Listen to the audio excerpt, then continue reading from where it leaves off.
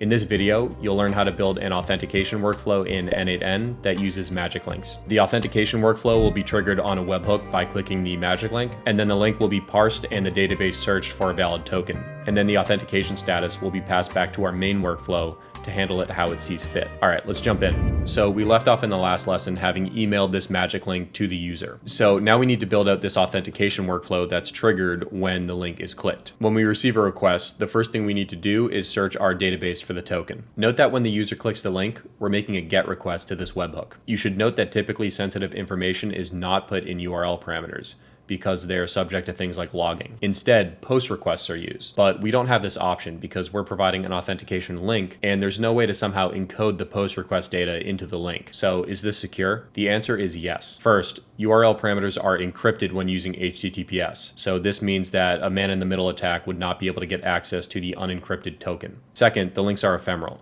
They only last for 15 minutes, so that closes off another suite of attacks, and you don't really have to worry about them being logged. Third, the links are single use, which means you don't have to worry about replay attacks or something like that. So in short, this is a secure way to authenticate users. So the first order of business when our authentication workflow receives a request is to check to make sure that the token is valid. So we're going to add a Postgres node, and we're going to select rows from a table. We're going to add our credential, and then we are going to select from the auth tokens table. And we are going to select records where the token is equal to the token passed in the URL parameters. So let's go ahead and run this. So I'm going to go back to my main workflow, and I'm going to generate a new magic link, and then I'm going to email that to myself. So now I can go to my email and I can click on this link, but first I'm going to start this workflow. So now it's waiting. And when I click this link, the workflow will start. So now we see the token from this query. And now we have the record associated with that token. So before we move on, we're going to want to go to settings and always output data. So that's going to make sure that if we end up not finding a record, we're not going to return like an error or cancel out the workflow. An empty search is fine. So we're going to handle that in the next step. So now we need to check to see if this token is valid. So go ahead and add an if node.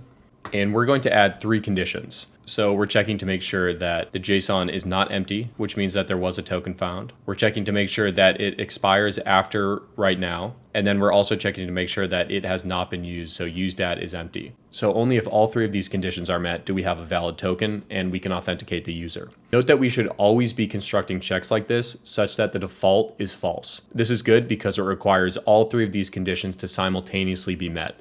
You can get in kind of a tricky spot when you're doing Boolean comparisons and you have nested conditions and stuff like that. So you just want to make sure that the default is to not authorize people. So for example, you wouldn't want to deny access by checking that somebody is marked as not authorized, because if somebody was putting in a record and forgot to mark someone as unauthorized, then they would be given access. So you don't want the default to be that people have access. And we see when we execute this, we get that the branch is true. So we can authenticate this user. So the first thing we need to do is consume this token. So we're going to update a record and map each column manually. And then we are going to match using the ID of the record. And then we're going to set the used at time to now. So we can execute that. And now the used at time is not null. So this code has been used. We can then set, and we're going to set our authenticated status and make this a Boolean and set it to true. And then on this false branch, we'll set authenticated to false. Now we can merge these 2 results. So whichever branch is activated is the one that's taken. So we'll go ahead and hit play. And now we're going to add an HTTP request. And we're going to call the resume URL associated with that token. So this is the link to resume that particular execution. And we're going to send a body along with the request, and it's going to set authenticated equal to true. This brings us to an important security note. This request must be a POST request, and you should not put the authenticated status in URL parameters in a GET request. So now when this executes, we're going to get an error this time. And that's because we are not waiting in our main workflow for this execution. So we're going to go back to our main workflow. And after emailing the magic link, we are going to wait. And the condition, instead of after a time interval like we did in the previous video, we're going to do on a webhook call. And we can see the webhook URL will be generated at runtime, and it can be referenced with the execution resume URL variable. And finally, we need to add authentication to make sure that nobody just sends in a request saying that they're authenticated. We're going to create a header authentication, and we're going to create a new credential. So we're going to call this auth workflow header auth. So now we need to go back and add that authentication into our auth workflow. So in this post request, we're going to add authentication, a generic credential type, and we're going to add a header auth, and we're going to add the auth workflow header auth. So if someone were able to just determine the resume URL, they would just be able to send in that they're authenticated and not actually go through the authentication workflow.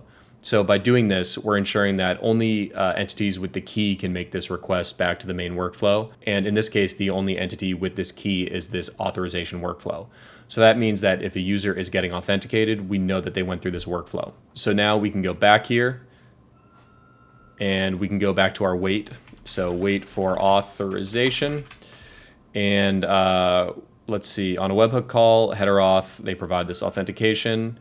And on a post request, we are going to respond with 200 immediately. So now we are going to, again, generate a link and then wait for authorization. So now our application is waiting until it receives a response. And we're going to go to our email and open up this new link.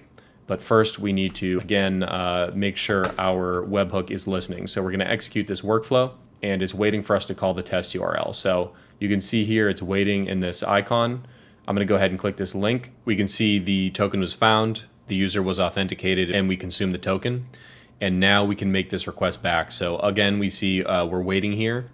And when we hit play, we can see this request was sent and the workflow resumed. So we see the authorization header was sent, my super secret key. So we know that this request comes from the authorization workflow.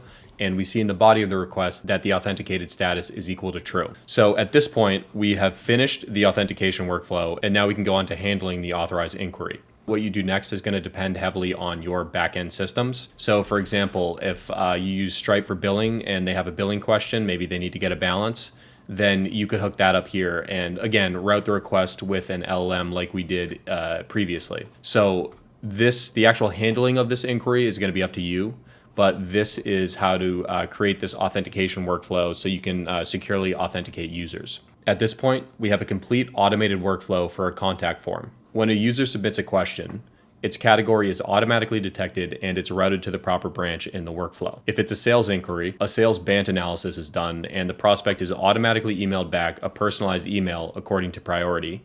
And then a central spreadsheet is updated for sales associates to monitor and take it from there. We saw this in lesson 4. If the question is instead a support question, it's routed to the support branch. From there, we subcategorize the request into requests that require authentication and those that don't. For those that don't require authentication, product questions, we use an AI agent to automatically answer the user's question. We saw 2 different ways to do this. In lesson 5, we saw how to use DigitalOcean's agent builder to easily scrape a website, create a knowledge base, and then connect an agent to answer these questions.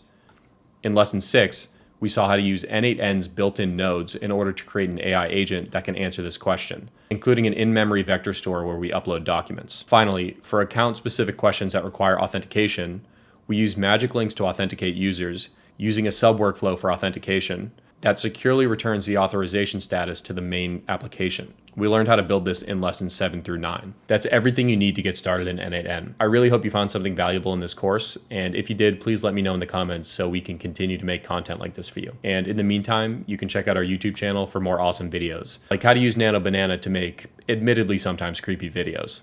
Today, we're going to show you how to make videos using Nano Banana, yielding some, admittedly sometimes creepy results. We'll be using this AI ML Bootstrap repository, which we recently